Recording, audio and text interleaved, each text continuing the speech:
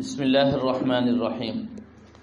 ہمارے رشتہ دار پچھلے 3-4 سال سے کالا علم، جادو، تعویذ وغیرہ ہم پر کر رہے ہیں۔ جب ہم نے خاندان میں بات کی تو سب نے مذاق بنایا اور کہا یہ سب کچھ ڈرامہ ہے، جھوٹ ہے۔ سب نے ہم کو اکیلا کر دیا ہے۔ مولانا صاحب، جیسے قتل کا بدلہ قتل ہے، ایسے ہی کیا اس علم کا بدلہ ہم علم سے دے سکتے ہیں؟ علم سے مراد کالا علم ہے۔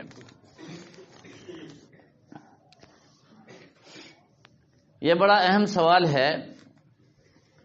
آج کل چونکہ بے دینی ہے، لا علمی ہے، جادو، تعویذات، ان کے اثرات سے انکار نہیں ہے۔ رسول اکرم صلی اللہ تعالی علیہ وسلم پر بھی جادو ہوا اور قرآن اور حدیث میں اس کی پوری وضاحت موجود ہے۔ آج تک جادو ہو رہا ہے، جادو بھی ہوتا ہے، جادو کا اثر بھی ہوتا ہے، لیکن اس کا توڑ کیا ہے؟ قرآن پاک میں آخری 2 سورتیں نازل ہوئیں۔ رسول اکرم صلی اللہ تعالی علیہ وسلم نے ان سورتوں کو پڑھا اور یہودیوں نے جادو کیا تھا، اور یہودیوں سے بڑھ کر آج تک نہ کوئی جادو کر سکا ہے نہ کر سکتا ہے۔ رسول اکرم صلی اللہ تعالی علیہ وسلم نے اس امت کے لیے ایک نمونہ پیش کر دیا کہ جادو کا توڑ قرآن پاک کی آخری 2 سورتیں ہیں۔ اس سے بڑھ کر جادو کے اثرات ہوتے کیوں ہیں اور کب ہوتے ہیں؟ اگر جادو سخت قسم کا ہو، نیک لوگوں پر بھی اس کا اثر ہو جاتا ہے، جنات کا اثر بھی ہو جاتا ہے۔ حضرت مولانا حامد میاں صاحب جامعہ مدنیہ لاہور کے محتمم تھے، شیخ الحدیث تھے۔ ایک طویل عرصہ، غالباً 30-40 سال، وہ اپنے گھر سے مسجد اور مسجد سے دارالحدیث، دارالحدیث سے اپنا گھر، یہ 3 مقام تھے۔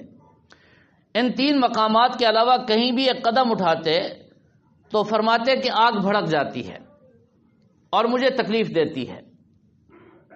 30-40 سال تک ان پر یہ اثرات رہے۔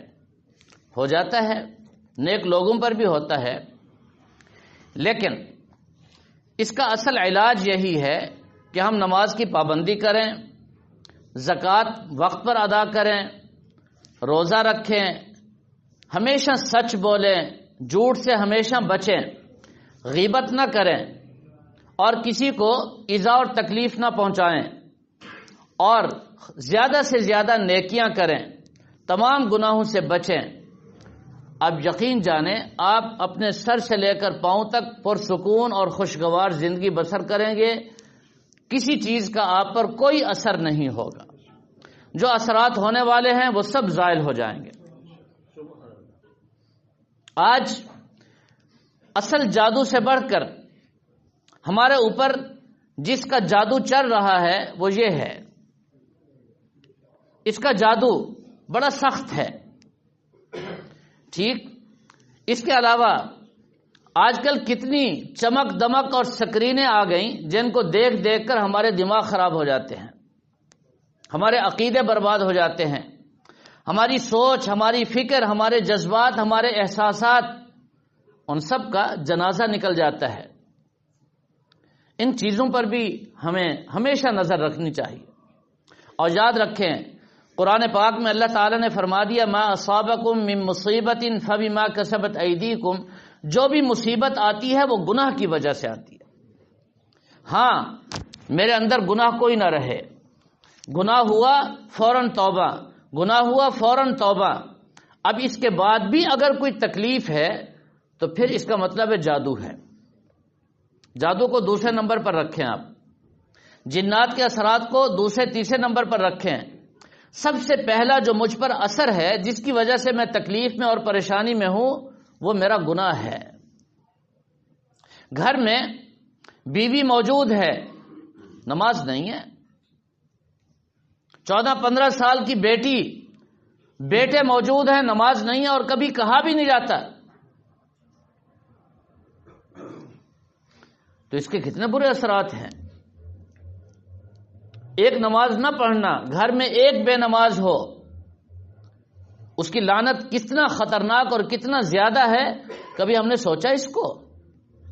یہ گھر میں جتنی بیماریاں آ رہی ہیں نماز نہ پڑھنے کی وجہ سے، جھوٹ بولنے کی وجہ سے، غیبت کی مجلسیں قائم کر کے مزے لے لے کر کے ہم غیبتیں کرتے ہیں، اس کا اثر ہے۔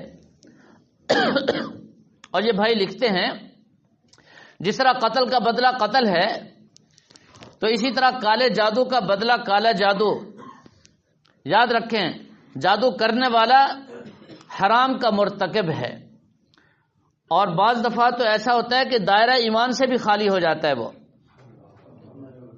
ایمان سے نکل جاتا ہے۔ جادو کوئی مسلمان نہیں کر سکتا، لہذا آپ کو جادو کرنے کا نہ حق ہے نہ اجازت ہے۔ آپ کے پاس اللہ کی کتاب موجود ہے، نبی علیہ الصلاۃ والسلام کی سنت موجود ہے، آپ تو مسلمان ہیں۔ اگر انہوں نے کالا جادو کیا، اولاً تو بدگمانیاں ہوتی ہیں بہت زیادہ، بس ایسے ہی بدگمانی پر بدگمانی بڑھتی چلی جاتی ہے۔ بالفرض واقعتاً کسی نے کالا جادو کر بھی دیا تو آپ ایسے لوگوں کے پاس مت جائیں، جواب میں کالا جادو مت کریں، اور تعویذ بھی ان کے خلاف مت لیں ان کو تکلیف اور ایذا پہنچانے کے لیے، یا اس کا سدباب اور اس کو روکنے کے لیے۔ اپنی حفاظت اور اپنا تحفظ کریں، قرآن کی تلاوت کر کے، منزل پڑھ کے، روزانہ صبح شام 7 مرتبہ آیت الکرسی پڑھ کر اپنے اوپر دم کریں، 7 مرتبہ سورہ فلق پڑھ کر اپنے اوپر دم کریں، 7 مرتبہ سورۃ الناس پڑھ کر اپنے اوپر دم کریں۔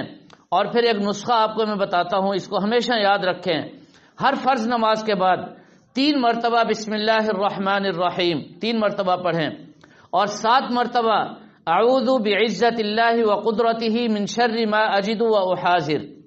اس دعا کو 7 مرتبہ پڑھیں، چھوٹی سی دعا ہے، نہ کبھی کینسر، نہ کبھی بلڈ پریشر، نہ کبھی شوگر، نہ کبھی کوئی بیماری، نہ کبھی جادو کا اثر، نہ کبھی جنات کا اثر، نہ بری مخلوق کا کوئی اثر۔